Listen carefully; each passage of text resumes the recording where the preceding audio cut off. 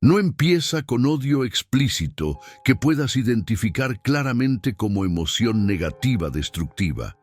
Empieza con algo mucho más pequeño y aparentemente insignificante, más silencioso que cualquier explosión de rabia, más socialmente aceptable que cualquier manifestación directa de hostilidad que podría ser condenada públicamente.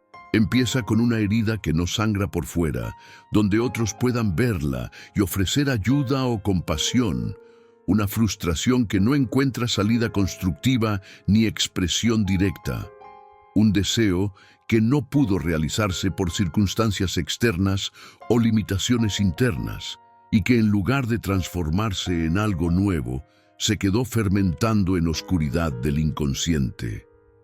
Friedrich Nietzsche, con su capacidad perturbadora de diagnosticar enfermedades psicológicas que otros no reconocían, llamó a ese proceso específico resentimiento. No como emoción pasajera que todos experimentamos ocasionalmente cuando somos tratados injustamente, no como rabia momentánea que surge y luego se disipa naturalmente una vez expresada o procesada adecuadamente, sino como un estado psicológico crónico que se instala profundamente en la estructura de la personalidad. Una forma completa de vida que organiza toda la experiencia. Una lente distorsionadora desde la cual se comienza a mirar absolutamente todo. Relaciones, política, cultura, moralidad. Todo queda teñido por ese filtro del resentimiento no reconocido ni procesado. El resentimiento, en sentido nietzscheano preciso, no grita con voz fuerte que alerta a otros de su presencia, susurra constantemente en segundo plano de la conciencia. No ataca de frente donde podría ser identificado y confrontado directamente. Juzga desde posición segura detrás de barreras protectoras de superioridad moral autoproclamada. Y lo más peligroso, lo que hace al resentimiento particularmente difícil de detectar y desarraigar, se disfraza exitosamente de virtud moral elevada. Se presenta como compasión por los débiles, como defensa de la justicia, como indignación moral justificada. Adopta lenguaje de moralidad mientras sirve a impulsos que son exactamente lo opuesto de lo que proclama. Esta capacidad camaleónica del resentimiento para presentarse como su opuesto es lo que lo hace tan insidioso y tan difícil de reconocer en uno mismo. Nadie se identifica conscientemente como persona resentida. Todos creen que sus juicios morales están motivados por preocupación genuina por justicia o bienestar, no por resentimiento no reconocido hacia aquellos que tienen lo que ellos desean, pero no pueden obtener. Nietzsche dedicó análisis extenso a desenmascarar esta dinámica psicológica porque la veía operando no solo en individuos aislados, sino en formación de sistemas morales enteros que habían dominado cultura occidental durante siglos. El resentimiento no era simplemente problema personal, sino fuerza cultural masiva que había moldeado valores colectivos de maneras profundamente problemáticas. Imagina a alguien que quiere poder genuino para crear, para influir, para dejar marca en el mundo según su visión única, pero que no lo tiene por circunstancias que escapan a su control. Que desea profundamente crear algo original y valioso, pero que no se atreve a intentarlo por miedo al fracaso o al juicio. Que sueña con afirmarse plenamente como individuo único, pero que teme las consecuencias sociales de destacar.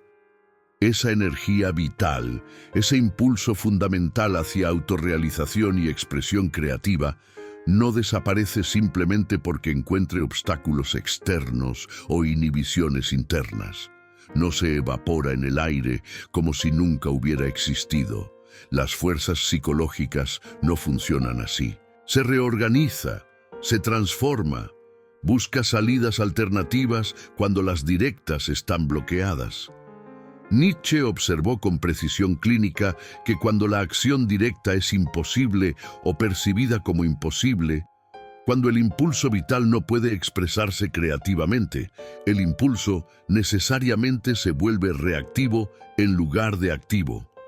Ya no crea valores nuevos que afirmen formas específicas de vida. En lugar de eso, invierte y niega valores existentes que representan lo que no puede alcanzar. La alquimia psicológica opera según lógica previsible. Lo que no puedo ser yo mismo, lo declaro inmoral e indigno de ser deseado por nadie. Lo que no puedo alcanzar con mis capacidades actuales, lo llamo corrupto para que su inalcanzabilidad se convierta en virtud. Lo que me supera y me recuerda mis limitaciones, lo reduzco conceptualmente a pecado que debe ser evitado. Así nace, según análisis genealógico nietzscheano, una moral que no afirma la vida en su plenitud compleja con todos sus aspectos problemáticos, sino que la castiga, la restringe, la niega sistemáticamente. No porque esa vida plena sea objetivamente mala, según algún estándar universal que existe independientemente de perspectivas humanas, sino porque recuerda constantemente al resentido lo que no se pudo vivir, lo que quedó sin realizar. Cada manifestación de vitalidad sin restricciones en otros es como espejo que refleja de vuelta al resentido su propia impotencia, su propia incapacidad para afirmar plenamente su existencia. Por eso debe ser condenada moralmente, no por ser realmente mala, sino por ser dolorosamente recordatoria de lo que falta en la vida del que condena. La condena moral funciona como mecanismo de defensa psicológico. Esta dinámica explica por qué personas que han renunciado a sus propios deseos frecuentemente se convierten en jueces más severos de quienes siguen persiguiendo activamente lo que desean. No es preocupación genuina por moralidad, sino proyección de propia represión. Quieren que todos sufran las mismas restricciones que ellos se han impuesto, porque presenciar libertad ajena es doloroso cuando tú has renunciado a la tuya. El resentimiento es así respuesta psicológica a impotencia que no puede ser admitida conscientemente sin dañar autoimagen. Es forma de convertir debilidad en algo que puede ser soportado psicológicamente mediante transformación en superioridad moral imaginaria. No puedo se traduce en no debo. Y esa traducción hace tolerable la limitación porque ya no es admisión de incapacidad sino elección virtuosa. Esta transformación de impotencia en superioridad moral es núcleo de lo que Nietzsche llamaba moral de esclavos. Sistema de valores que no emerge de posición de poder y abundancia, sino de posición de debilidad y carencia. Es moral reactiva que se define por oposición a lo que otros tienen y hacen, en lugar de moral activa que afirma sus propios valores independientemente de comparación con otros. El resentimiento es, por tanto, fenómeno fundamentalmente comparativo. Requiere constante medición de uno mismo contra otros, constante evaluación de quién tiene más, quién puede más, quién es más. Y en esa comparación perpetua, el resentido siempre encuentra razones para sentirse victimizado, para sentir que otros tienen ventajas injustas, para justificar su propia falta de logros mediante referencia a obstáculos externos. Aquí está el truco psicológico más brillante y más peligroso del resentimiento, la operación mental que Nietzsche consideraba marca distintiva de lo que llamaba moral de esclavos. Tomar la debilidad, la incapacidad, la limitación y convertirla alquímicamente en mérito moral superior. Transformar deficiencia en virtud mediante redefinición radical de lo que cuenta como valioso. Yo no soy fuerte físicamente, pero precisamente por eso soy moralmente bueno, porque la fuerza es corrupta. No domino ni controlo mi entorno, pero precisamente por eso soy justo, porque el dominio es tiránico. No deseo intensamente ni persigo lo que quiero, pero precisamente por eso soy puro, porque el deseo es sucio. La debilidad se recodifica como pureza, la impotencia como justicia. La impotencia deja de doler psicológicamente, deja de ser fuente de vergüenza o inadecuación cuando se transforma exitosamente en identidad positiva. Cuando ya no es defecto a ser superado, sino característica definitoria que te hace moralmente superior a aquellos que tienen lo que tú no tienes. La incapacidad se convierte en insignia de honor en lugar de marca de limitación. Nietzsche lo vio con claridad brutal que incomodaba profundamente a sus contemporáneos. Muchas virtudes que la cultura celebra no nacen de la abundancia vital, de overflow de fuerza que puede permitirse ser generoso, sino de la incapacidad básica, de la carencia fundamental que debe ser racionalizada para hacerse tolerable psicológicamente. Son virtudes nacidas de necesidad, no de elección libre. Y cuanto más profundamente reprimida está la fuerza vital que no puede expresarse, cuanto más dolorosa es la impotencia que no puede ser admitida conscientemente, más desesperadamente necesita justificarse moralmente esa represión. La moral se vuelve más rígida, más absoluta, más intolerante precisamente en proporción a cuánto está ocultando sobre la psicología real de quien la proclama. El resentido no puede permitirse decir honestamente, no puedo hacer eso que admiro en otros. Esa admisión sería demasiado dolorosa para autoimagen que ha construido cuidadosamente. En lugar de eso, debe decir, no debo hacer eso porque es moralmente incorrecto. La prohibición moral externa reemplaza limitación interna, haciendo tolerable la restricción. Este mecanismo de defensa psicológico es extraordinariamente efectivo porque transforma sufrimiento de carencia en placer de superioridad moral. Ya no eres víctima de tus propias limitaciones, sino héroe moral que elige virtuosamente renunciar a lo que otros persiguen egoístamente. Has convertido tu debilidad en tu mayor fortaleza mediante redefinición de qué es fortaleza. Pero el precio de esta alquimia psicológica es alto, aunque raramente se reconoce conscientemente. Requiere construcción de sistema entero de autoengaño donde ya no puedes ver claramente tus propias motivaciones. Requiere proyección constante donde atribuyes a otros los deseos que has reprimido en ti mismo. Requiere rigidez moral que no puede tolerar ambigüedad o excepción. La persona que ha convertido su debilidad en virtud de esta manera debe constantemente vigilar para asegurarse de que otros también observen las mismas restricciones. Porque ver a otros vivir libremente sin esas restricciones amenaza toda la estructura psicológica que ha construido. Si otros pueden hacer lo que ella ha declarado imposible o inmoral, entonces toda su identidad se revela como basada en autoengaño. Por eso la moral del resentimiento es siempre universalizante. No puede simplemente decir, yo elijo no hacer esto. Debe insistir en que nadie debería hacerlo, que es objetivamente malo, que debe ser prohibido para todos. Necesita que sus propias restricciones se conviertan en ley universal para validar la renuncia personal. La proyección de limitación propia se vuelve imperativo moral para todos. El resentimiento duele en nivel superficial de conciencia, donde reconocemos que estamos sufriendo o sintiéndonos mal, pero simultáneamente, en nivel más profundo y menos accesible a introspección consciente, también da placer peculiar que explica por qué es tan difícil de abandonar una vez que se ha establecido como patrón habitual de respuesta.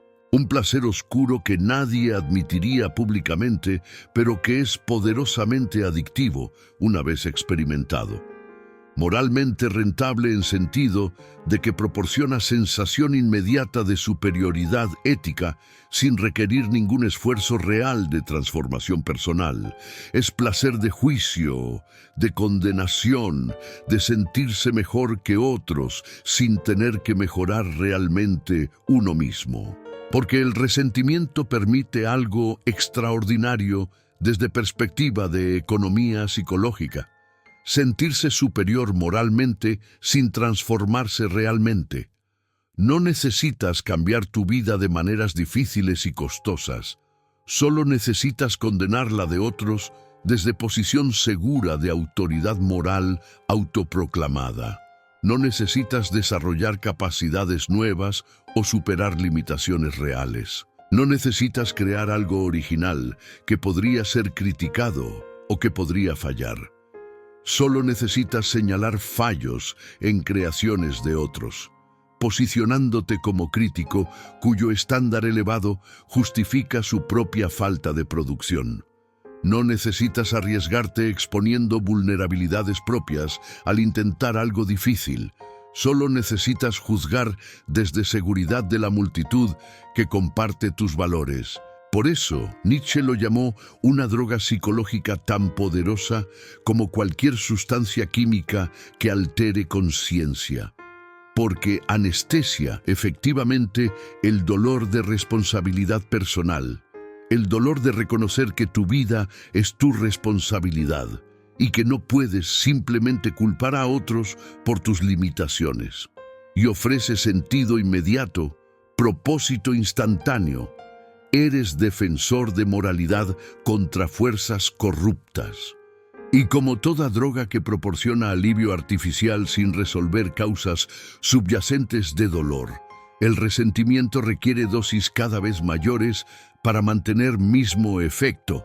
Necesitas encontrar más cosas para condenar, más personas para juzgar, más víctimas para defender, aunque ellas no hayan pedido tu defensa, más ofensas para indignarte. La espiral adictiva se alimenta a sí misma. Cuanto más se consume resentimiento como respuesta habitual a desafíos de la vida, menos vida genuina queda, menos capacidad para alegría espontánea que no esté mediada por comparación con otros, menos capacidad para crear algo por puro placer de creación sin preocuparse por cómo será juzgado. Menos capacidad para afirmar tu propia existencia sin necesidad de negar la de otros. La adicción al resentimiento es particularmente insidiosa porque, a diferencia de adicciones a sustancias que son socialmente estigmatizadas, esta es frecuentemente celebrada como virtud moral. Ser perpetualmente indignado, constantemente ofendido, siempre vigilante de injusticias, se presenta como señal de conciencia moral elevada en lugar de lo que realmente es. Incapacidad de afirmar constructivamente. Las redes sociales contemporáneas han creado condiciones perfectas para alimentar esta adicción. Proporcionan audiencia inmediata para expresiones de indignación moral. Ofrecen validación instantánea de otros que comparten tu resentimiento. Gamifican la condena mediante likes y shares que recompensan juicios cada vez más severos. Han industrializado el resentimiento como modelo de negocio. El placer del resentimiento es placer de estar del lado correcto de la historia sin tener que hacer historia. Es placer de superioridad moral sin riesgo de fracaso. Es placer de pertenecer a comunidad de justos sin responsabilidad de construcción. Es placer barato que se confunde fácilmente con virtud genuina, pero que corroe lentamente capacidad para vida auténtica y creativa. El resentimiento, según análisis cultural de Nietzsche, no se queda confinado al espacio psicológico del individuo aislado que sufre de impotencia no reconocida. Se organiza colectivamente en movimientos sociales. Se institucionaliza en estructuras formales de poder y autoridad. Se vuelve cultura dominante que moldea valores de generaciones enteras sin que reconozcan su origen en resentimiento. Se infiltra sutilmente en discursos políticos que suenan progresistas en superficie, pero que operan según lógica de resentimiento debajo. En ideologías que se presentan como liberadoras, pero que realmente buscan nivelar hacia abajo, reducir todos a mismo denominador común de mediocría en lugar de elevar a todos hacia excelencia. En movimientos que dicen proteger débiles, pero que realmente resenten fuertes. No para elevar genuinamente a todos hacia mayores posibilidades de florecimiento humano, lo cual requeriría esfuerzo constructivo masivo, sino para castigar a quien se eleva por encima de la mediocridad, para cortar cabezas que sobresalen, para asegurar que nadie destaque demasiado, porque eso haría sentir mal a quienes no han desarrollado sus propias capacidades. Es igualdad como venganza, no como justicia. Nietzsche, escribiendo en siglo XIX, vio venir con claridad profética este desarrollo en cultura moderna. Predijo surgimiento de moral colectiva que no preguntaría constructivamente qué puedes llegar a ser con pleno desarrollo de tus capacidades únicas, sino que preguntaría destructivamente ¿a quién debemos culpar por el hecho de que no eres lo que quisieras ser? Esta transformación de preguntas sobre responsabilidad personal en preguntas sobre culpa colectiva es característica distintiva de lo que podríamos llamar cultura de resentimiento. En lugar de fomentar que cada persona desarrolle sus potenciales únicos, busca identificar enemigos externos responsables de todas las limitaciones. El locus de control se desplaza completamente hacia afuera, hacia fuerzas que están más allá de alcance individual. Y cuando el resentimiento gobierna valores culturales dominantes, cuando se vuelve el principio organizador de moralidad colectiva, entonces la creatividad genuina se vuelve sospechosa porque diferencia entre personas en términos de logros. La excelencia se vuelve ofensiva porque implica que algunos son mejores que otros en algo, lo cual viola mandato igualitarista del resentimiento. La diferencia misma se vuelve amenaza. Cualquier expresión de superioridad en algún dominio particular, incluso cuando es resultado de esfuerzo intenso y disciplina sostenida, debe ser explicada como resultado de privilegio injusto en lugar de mérito. Porque admitir que algunos logros son resultado de virtudes personales sería insoportable para quien no ha cultivado esas virtudes. Es más cómodo atribuir todo éxito a ventajas externas que están fuera de control. La sociedad del resentimiento produce cultura de queja perpetua donde nadie es responsable de nada porque todos son víctimas de algo. Cada fallo personal tiene explicación externa. Cada limitación es culpa de sistema. Cada diferencia de resultado es evidencia de injusticia estructural que debe ser corregida mediante redistribución forzada en lugar de desarrollo de capacidades. Es externalización total de responsabilidad. Esta cultura es autorreforzante porque proporciona beneficios psicológicos inmediatos a quienes participan en ella. Te absuelve de responsabilidad por tu situación. Te da comunidad de otros resentidos con quienes compartir tu indignación. Te da propósito claro en forma de enemigos identificados que deben ser derrotados. Te da superioridad moral sin requerir que hagas nada constructivo. Es atractivo, poderoso, pero el precio cultural es inmenso, aunque difícil de medir directamente. Una sociedad organizada, según principios de resentimiento, no puede generar innovación significativa porque la innovación requiere que algunos se destaquen. No puede celebrar excelencia porque la excelencia ofende a quienes no la han alcanzado. No puede fomentar responsabilidad porque eso implicaría que las personas tienen poder de cambiar sus vidas.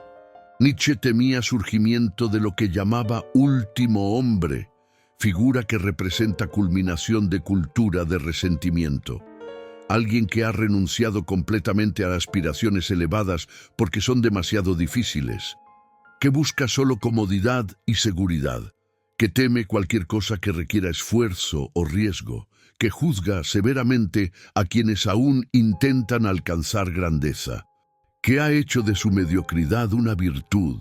Aquí el filósofo deja deliberadamente de hablar en tercera persona sobre ellos, sobre otras personas que sufren de resentimiento como si fuera problema que solo afecta a otros y nunca a quien lee. Y empieza a hablar directamente de ti, a convertir el análisis en espejo que te fuerza a examinarte con honestidad incómoda que pocos están dispuestos a tolerar. ¿Dónde has usado tú la moral, los principios éticos elevados, las preocupaciones por justicia, no como guía genuina para acción constructiva, sino como justificación conveniente para tu estancamiento? ¿Dónde has llamado inmoral a algo que simplemente no te atreviste a intentar? ¿Dónde has condenado en otros lo que secretamente envidiabas pero no podías obtener? ¿A quién juzgas más severamente? Y es posible que esa persona específica te recuerde exactamente lo que no te atreviste a intentar en tu propia vida. ¿Los juicios más duros que pronuncias sobre otros son realmente sobre ellos o son proyecciones de tus propios miedos, tus propias limitaciones no reconocidas, tus propios deseos reprimidos que no puedes admitir conscientemente? ¿En qué momento preciso tu no quiero hacer algo se convirtió en escudo que oculta un no puedo, o más precisamente un tengo demasiado miedo de intentar?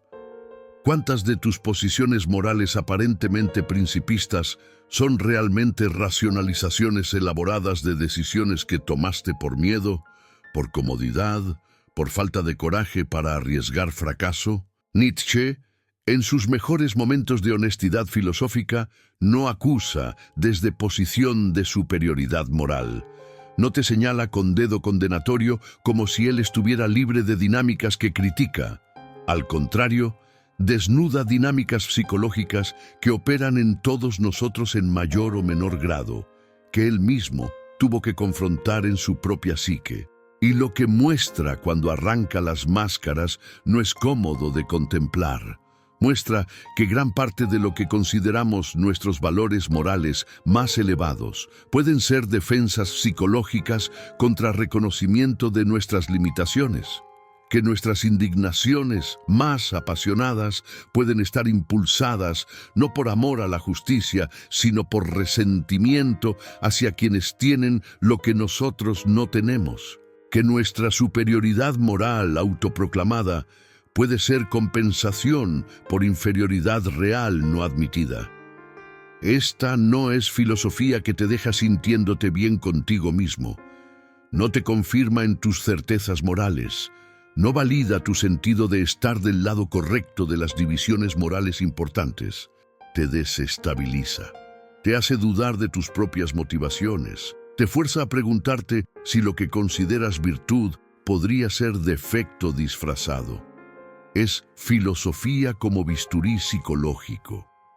La pregunta incómoda que Nietzsche deja resonando no puede ser respondida de una vez y luego olvidada. Requiere vigilancia constante, autoexamen continuo, disposición a reconocer el resentimiento en ti mismo precisamente en los momentos cuando estás más convencido de tu rectitud moral. Porque el resentimiento es más peligroso cuando se disfraza exitosamente de virtud. Puedes distinguir en tu propia experiencia entre indignación genuina ante injusticia real que te motiva a acción constructiva y resentimiento disfrazado que solo busca culpar a otros por tus propias limitaciones. Esta distinción es crucial, pero extraordinariamente difícil de hacer honestamente, porque requiere admitir aspectos de ti mismo que prefieres no ver. El espejo nietzscheano no es agradable de contemplar porque muestra no solo lo que eres, sino también lo que usas para evitar convertirte en lo que podrías ser. Muestra los mecanismos de defensa psicológicos que protegen tu autoimagen a costa de tu crecimiento. Muestra el precio que pagas por la comodidad de sentirte moralmente superior sin tener que transformarte realmente. Y una vez que ves eso, no puedes fácilmente dejar de verlo. Nietzsche, contrario a lo que lecturas superficiales podrían sugerir, no propone simplemente reprimir el resentimiento como si fuera emoción que puede ser eliminada mediante fuerza de voluntad o disciplina estoica. Esa estrategia de represión simple solo volvería el resentimiento más venenoso al forzarlo bajo superficie de conciencia, donde operaría invisiblemente, pero aún más destructivamente. Propone en lugar de eso algo mucho más difícil y más transformador: transmutar el resentimiento, cambiar su valencia energética de negativa a positiva, convertir la energía que estaba siendo desperdiciada en juicio y condena en combustible para creación y afirmación. Es alquimia psicológica genuina que requiere trabajo profundo sobre sí mismo, no simple cambio de actitud superficial. El primer paso en este proceso de transmutación es reconocer honestamente la herida psicológica que originó el resentimiento. No para quedarte en ella mediante narrativa de victimización, sino para entenderla claramente sin autoengaño. ¿Qué fue exactamente lo que no pudiste lograr? ¿Qué impotencia real está debajo de tu juicio moral? ¿Qué dolor estás evitando sentir mediante indignación dirigida hacia afuera? El segundo paso es asumir responsabilidad radical por tu situación actual, sin importar cuántos factores externos contribuyeron a ella. Esto no significa negar que obstáculos reales existen o que injusticias estructurales son reales. Significa reconocer que incluso si todo eso es verdad, tú eres el único que puede cambiar tu relación con esas circunstancias. Nadie más puede hacerlo por ti. El tercer paso, el más difícil, es devolver la energía que estaba fluyendo reactivamente hacia juicio y condena de regreso a acción creadora que afirma tus propios valores. En lugar de gastar energía criticando lo que otros hacen o tienen, usarla para construir algo tuyo. En lugar de enfocarte en lo que falta o lo que otros deben cambiar, enfocarte en lo que puedes crear con lo que tienes disponible ahora. Este cambio de orientación de reactivo a activo, de negación a afirmación, de crítica a creación, no ocurre instantáneamente mediante decisión única. Es proceso gradual que requiere práctica continua, que implica recaídas frecuentes en patrones viejos de resentimiento, que demanda paciencia con uno mismo, mientras nuevos patrones se establecen lentamente reemplazando los antiguos. Requiere fundamentalmente dejar de preguntar ¿quién tiene la culpa de que mi vida no sea como quiero? Y empezar a preguntar en serio ¿qué puedo crear con este material que la vida me ha dado, incluyendo mis limitaciones? La primera pregunta te mantiene atado a pasado y a otros. La segunda te libera hacia futuro que puedes moldear activamente según tu visión, porque la vida no se expande, no se enriquece, no se profundiza mediante juicio constante de lo que otros hacen mal. Se expande mediante afirmación de lo que encuentras valioso, mediante creación de algo que antes no existía, mediante expresión de tu perspectiva única sin necesidad de que otros estén equivocados para que tú estés en lo correcto. Es cambio de juego de suma cero a juego de suma positiva. La transmutación del resentimiento no significa que nunca más sentirás impulsos reactivos o juicios negativos. Esos son parte de psique humana. Significa que desarrollas capacidad de reconocerlos cuando surgen, de entender qué revelan sobre ti mismo en lugar de sobre lo que estás juzgando, y de elegir conscientemente redireccionar esa energía hacia algo constructivo en lugar de permitir que se drene en crítica estéril. Es proceso de convertirte en dueño activo de tu economía psicológica en lugar de víctima pasiva de tus reacciones emocionales automáticas. De tomar control de cómo gastas tu energía limitada. en juicio que te deja sintiéndote superior, pero sin haber creado nada, o en creación que te deja vulnerable a crítica, pero habiendo agregado algo valioso al mundo. El resentimiento siempre estará disponible como opción psicológica, como respuesta posible a las inevitables frustraciones y limitaciones que caracterizan toda existencia humana. Es opción fácil en sentido de que no requiere esfuerzo de transformación personal real. Es opción cómoda porque proporciona explicación externa para todo lo que falta en tu vida. Es opción socialmente premiada en cultura que valora victimización y condena, pero tiene un costo que raramente se calcula honestamente porque se paga en moneda de posibilidades no realizadas en lugar de pérdidas tangibles inmediatas. Te roba gradualmente, casi imperceptiblemente, la posibilidad de convertirte en autor consciente de tu propia vida en lugar de simplemente reactor a circunstancias. Te convierte en comentarista permanente de realidad que otros crean en lugar de creador de tu propia realidad. Nietzsche lo dijo sin suavizarlo con eufemismos reconfortantes. Quien vive fundamentalmente desde el resentimiento como orientación básica hacia mundo, no vive realmente en sentido pleno de participar activamente en creación de su existencia. Simplemente reacciona a lo que otros hacen, a lo que otros tienen, a lo que otros son. Es vida parasitaria que necesita huésped externo para definirse contra él. La pregunta que este análisis deja no es académica o teórica. No es si el resentimiento existe como fenómeno psicológico interesante de estudiar. Es pregunta profundamente práctica e inmediatamente relevante. Si reconoces el resentimiento operando en tu propia psique, ¿qué vas a hacer con ese reconocimiento ahora que lo has visto claramente?